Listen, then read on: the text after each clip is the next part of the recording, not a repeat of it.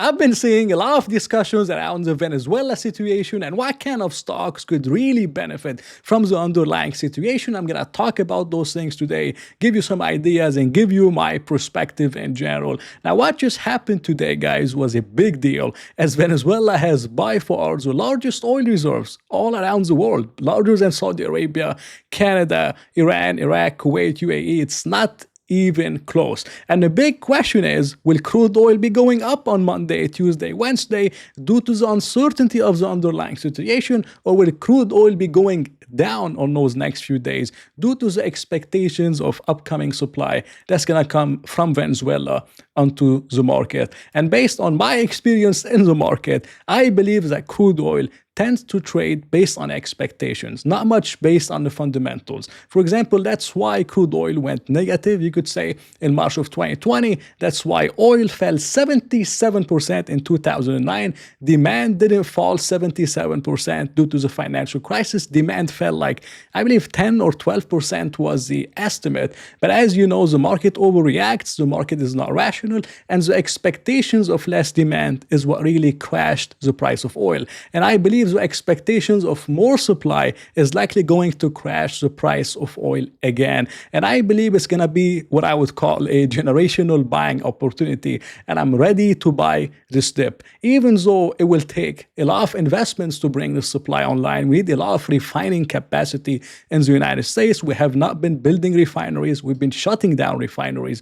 So the refining capacity is not there. The tankers aren't there. A lot of tankers have been getting sold, and not a lot of expansion has been happening in this market. And you also have a lot of infrastructure spending that's required in Venezuela to be able to pull this off. So it's not going to happen anytime soon, but I believe we're going to have an overreaction in the price of oil, and that's going to be an amazing opportunity. And the reason why I believe it's an amazing opportunity is I believe countries in general, United States and OPEC and a lot of those countries, they want their oil companies to be profitable. They want to encourage spending and a lot of things within exploration. Okay.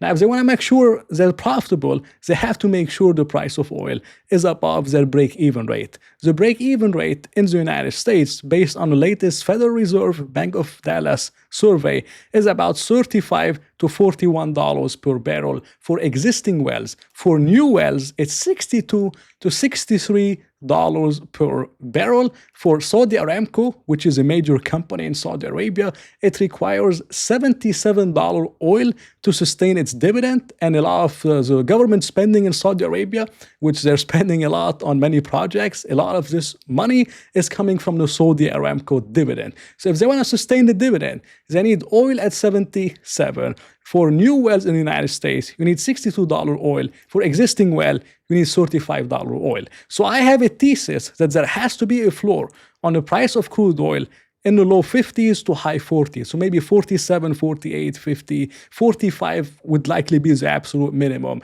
And for those companies to be profitable and for the United States to encourage production in general. And a lot of those companies have also donated a lot of money to the administration. So I would be shocked if they let oil be sustainable around $45 per barrel or around $50 per barrel. So if we do get there, I will personally be a very happy buyer of a lot of those stocks. But for the long term, I also have another thesis, which is mainly that it's a good time to be buying oil in general. And I have an indicator, it's called the gold to oil ratio. You can look it up. It has been almost 100% accurate. It's not a timing indicator, but it's more of an indicator that would tell you that this is a good time to be accumulating oil or accumulating oil stocks in general. And it's just the gold to oil ratio. And this yellow chart is the price of oil. Whenever this gold to oil ratio goes above 30, it's generally a good time to be buying crude oil or oil stocks in general.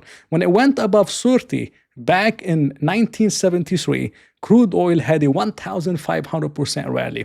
Then it happened again in 1986. Crude oil went up 1,300%. It happened again here in 2016, and crude oil went up 140%. It happened again in March 2020. Crude oil went up 562%, and it happened again recently, but this time crude oil has been going down. I don't believe that's gonna continue for too long, and I believe that this indicator which has been 100% accurate, is also telling us it's a good time to be buying oil. You also have the IAA, which is a terrible agency. They now have estimated that oil will not peak before 2050.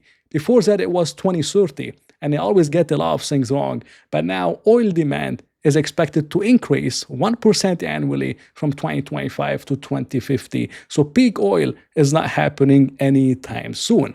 Now, in terms of stocks that could potentially benefit from the underlying situation, there's the integrated producers, which is Chevron and Exxon, especially Chevron, as Chevron still is the only one that has a license to operate in Venezuela. And they do have some existing infrastructure over there, which is going to make it the favorable player to be there. But there will likely be Exxon, and there will likely be other integrated producers and major producers, upstream players in general. You also have the refiners. As I told you guys, refining capacity is not too good in the United States. We've been shutting them down. Crack spreads would likely explode in this case, and this is heavy crude oil. Valero is a big one. Phillips 66 is a big one, and a stock that I talked about many times, which is Marathon Petroleum. Now, there's another sector that not a lot of people are talking about on X, and this is the oil tankers. Oil tankers like Frontline, Scorpio Tankers, and Nordic American Tankers, especially Scorpio Tankers. This is a stock that Michael Burry used to own, and sometimes they have longer-term contracts, so they have visibility in their revenues, and they tend to trade at very low valuations. But for me personally, I'm not really looking to bet on a stock that would benefit directly from the situation. I'm looking to bet on oil stocks in general because I'm bullish on oil in general over the next 5 to 10 years. And if we do have a short-term pullback, there's some stocks that I would be looking to potentially accumulate. One of those stocks is Occidental Petroleum. I would prefer Occidental over Chevron and Exxon because I believe those two stocks are priced at a premium. And I think Occidental is undervalued on a relative basis. And it also has a lot of catalysts coming up. Now, Occidental is popular because Warren Buffett owns it through Berkshire Hathaway. The stock hasn't done too well, but recently they sold a legacy business of theirs, which is Occidental Chemicals or OxyChem, for $9.7 billion, and they got the $9.7 billion, and they're going to be able to deleverage in a major way and take their leverage down to $14.3 billion over the upcoming quarters. Once they reach that target of under $15 billion, the company will finally start to buy stock. So that would be a major boost for the stock and the company, because now they can't really return a lot of value to shareholders. That's been waiting on the price. They've been paying down the debt. Once they get the $9.5 billion, they can pay down the debt more aggressively, and then they can start to buy back stock. And I believe the company will likely get a multiple re-rating. Now, the main reason why I haven't bought it yet is due to the massive cash flow sensitivity that it has on crude oil. And for example, for every dollar of crude oil prices that changes, it affects their free cash flow by about $265 million.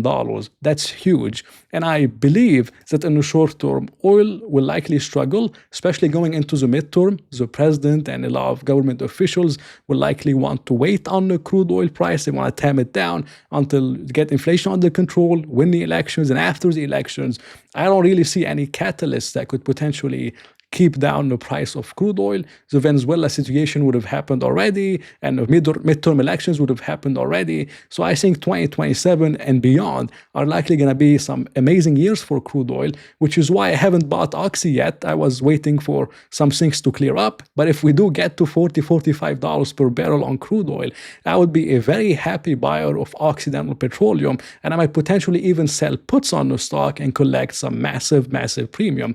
But that's what I'm mainly looking at, and this is a list that's on my X account if you want to look at it and analyze a lot of those stocks. And that was my opinion on all of this today. If you're looking to know what I'm buying and what I'm selling, and I share everything in real time, this is the link if you're interested. But thank you again. It was not financial advice. Hope you enjoyed it. If you did enjoy it, please press the like button and maybe consider subscribing. So I'll talk to you in another video.